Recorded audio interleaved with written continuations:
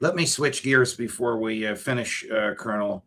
Did Russia just mount a massive attack on Kyiv, the likes of which Dmitry Medvedev and others have been calling for in the past months? I think so. The key here will be whether or not he keeps this up until he gets Zelensky, or at least drives him underground or whatever. But I think the tide is turning with regard to Putin's circumspection, patience, prudence, and so forth.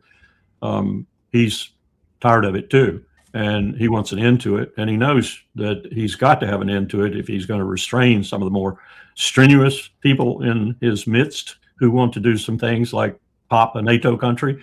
Maybe even use a nuclear weapon, low-yield nuclear weapon, tactical nuclear weapon on a NATO country, and see what happens. I doubt very seriously that anything would happen, frankly.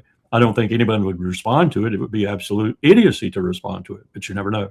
How much longer can this special military operation last, given the fact that the Ukrainians, using British, French, German, Swedish, and American equipment, have been doing these pinprick strikes all around Moscow?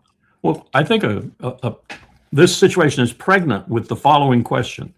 If Putin unleashes the troops in the north out of Belarus, and if he closes the pincer that would then develop in the south and maybe takes Odessa before he does that, or even maybe not, just cuts off access to Odessa, and a pincer movement then comes into Kyiv, and it is, I'm sorry, it's over, and we're going to prove to you it's over, then he is in a position that he didn't want to be in. He owns Ukraine principally, and that's a really disastrous situation to be in, and he knows that because he'd have partisan warfare from now until 20 years from now, 30 years from now. But he could do that, and he could do it so devastatingly that when he does withdraw, there's no prospect of, and he would, I think, withdraw. I don't think he'd stay there. There's no prospect of them resurrecting themselves in anything but partisan warfare for a long time to come. That's a draconian decision to make, but he might make that decision under the pressure that he's under now.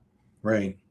President Trump was not far from where you were fishing, if I remember my geography. You were in Idaho, and he was in South Dakota, but when he was, or North Dakota, and when he was there, he made a very interesting comment about President Theodore Roosevelt. Watch this.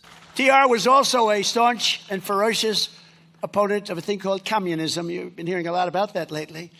He said the doctrines of communistic socialism, if consistently followed, mean the ultimate annihilation of civilization. Other than that, he thought it was wonderful.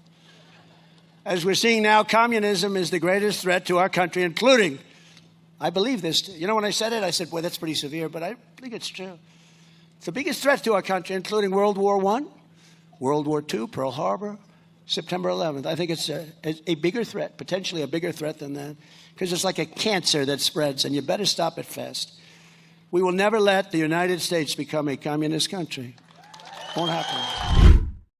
I think he's confusing socialism and communism, and I think his speechwriter did that because he looked like he was reading that. Yeah, I really don't think he knows what he's talking about. I mean, first of all, communism didn't exist until well after Theodore Roosevelt left the scene, and secondly, TR would be considered a socialist by today's standards. But even more ridiculous, later on in that speech, we don't have the clip, or maybe he said it to the news, to the media.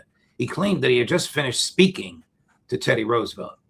Now, he spoke to an AI version of Roosevelt. Is it possible in his own mind he thought it was really TR? Anything's possible with this man, Judge. But it's interesting, when he was governor, you're right, he had a lot of socialist tendencies and did a lot of things that we today would call socialism.